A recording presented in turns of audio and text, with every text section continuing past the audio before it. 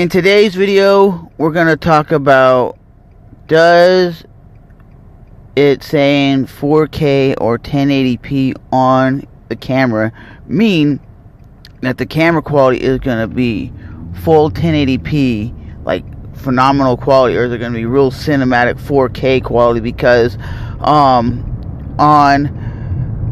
Facebook, I was having a conversation with a person who was putting up a post, and she was talking about getting a $90 4K camcorder, and she's like, well, it comes with a microphone, and it's a camcorder with a wide angle adapter, right? But when you take that same camera and you look at the quality on YouTube, it's so horse crap garbage. It's worse than the GoPro Hero 2 Black, or whatever the first GoPro was. It's worse than an iPhone. Like, realistically, why would you buy something that's like a Chinese manufacturer that the quality is garbage? It says 4K, doesn't mean it is 4K, and for 90 bucks, don't expect to get cinematic video quality. And there's a girl saying, well, it's 96 bucks, I'll have a couple dollars left over, because she has $100 to spend. I'm like, if you have $100 to spend on a camera, I don't even know what to recommend, because $100 worth of a camera nowadays is garbage. You can get a decent dash camera for that, but if you're filming like YouTube videos or cinematic video vlogs, you ain't getting that for $100. And I said, why don't you use your cell phone? She's like, well, I have a Samsung Galaxy S8. Most people want the so-called latest and greatest when it comes to video quality. They want the latest and greatest camera, the latest and greatest this and that, because they see their favorite YouTube vloggers with that same kind of camera. You're also going to wonder, why is my video quality so fuzzy? How come it's not as sharp as this guy's YouTube channel? How come it's not as good as that guy? And it's because at the end of the day, you have a cheap, crappy camera. Like I told the person in the comment section, if you're going to use your cell phone, you're going to need just a decent microphone like I'm using right now. You can hook it up to a tripod. You could have a gimbal. You could do a couple other things to make your cell phone video look a little bit more sharper.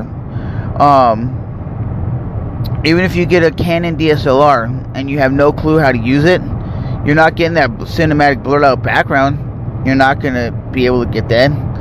It's all about what you have and how you use it. And that's how I have always been with YouTube. With the cameras that you're using, it all comes down to how you're using them to its full potential, and making the best quality you can. Because we all know when you first start making YouTube videos, it all comes down to the editing, and it all comes down to what we think is entertaining.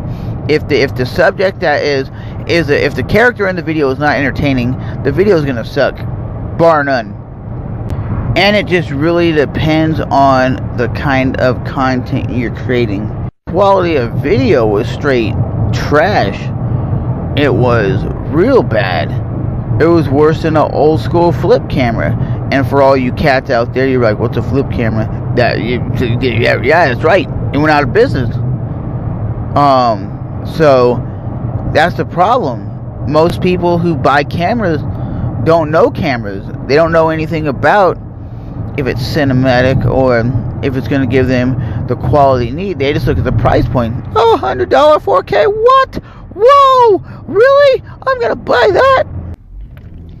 My brother, he went out and bought a No Pro. I guess that's what it's called, a No Pro. And he's like, well, it says 1080p, 30 frames per second on it.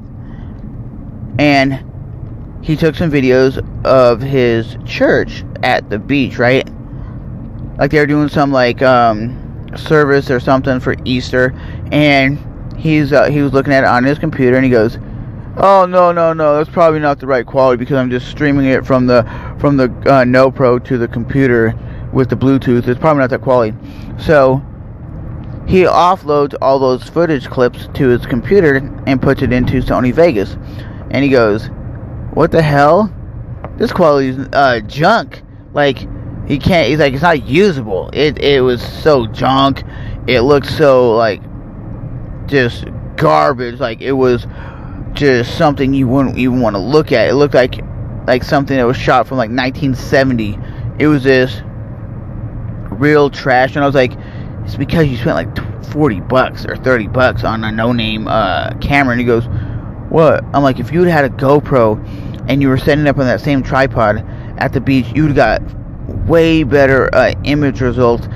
And you have to stick with usually good name brands like Sony, Nikon, Canon. A lot of times what people don't realize is when you're shooting out in public, like out in real world, and not in a studio or in your house or anything, the light, like the sunlight, has to be behind the camera, because if the sunlight's in front of the camera, it's just going to darken the image up, and the image quality is, even if it says 4K, 1080p, 60 frames per second, whatever it does, it's still going to look not great, because it's going to have that the camera's going to try to compensate for the shadows, and the video's going to be really dark and real not good. Even a lot of these cheap action cameras or cheap dash cameras have problems when you're shooting at the sunlight. It will really darken the image, and then the quality looks ugly as heck. And we are currently riding in the back of the store sensors, and they put in really good time, because now look, because I'm going into the sun, you can see how dark, just from me telling you how dark the image got. And the image doesn't look that great because I'm going into the sun.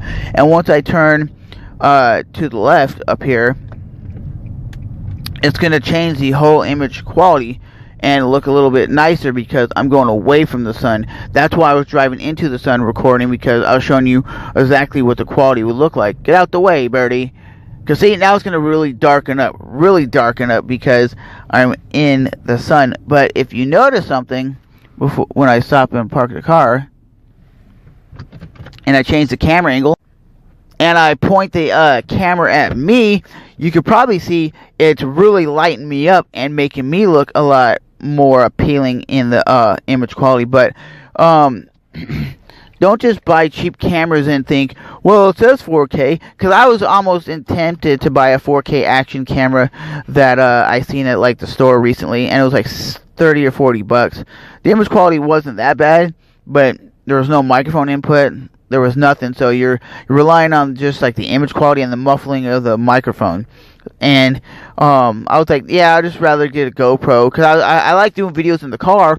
But I was like, well, if I get a GoPro, it's going to give me the better image quality. A Sony action camera is going to give me better image quality. I'm going to be able to hook up with an external microphone, and I'm going to have better overall images, and it's going to be more appealing for you guys, instead of just like you can't see me, or it's like blurry and the audio sucks. So with that being said, guys, don't buy this camera. I'll put it up on the screen, because this is a camera the person was trying to buy for $100. I wouldn't recommend it. I don't care how significantly awesome it says on Amazon. Amazon's going to be like, they're going to sell a shit ton of them because it's at a cheap price. No one realizes when they buy the camera that it sucks until they get it and go, why is it so blurry? Why is my iPhone so better? It's because the iPhone is better. It's just, you're getting a Chinese camera that says it's 4K. YouTube will technically render it as a 4K video, but overall, the image is probably 480p at best. It's just upscaling the image to a 4K. That's why it's like kind of blurry and blocky, and the color looks muted, and it just looks weird. But I'm Trevor. As always, thanks for stopping by and enjoying the ride.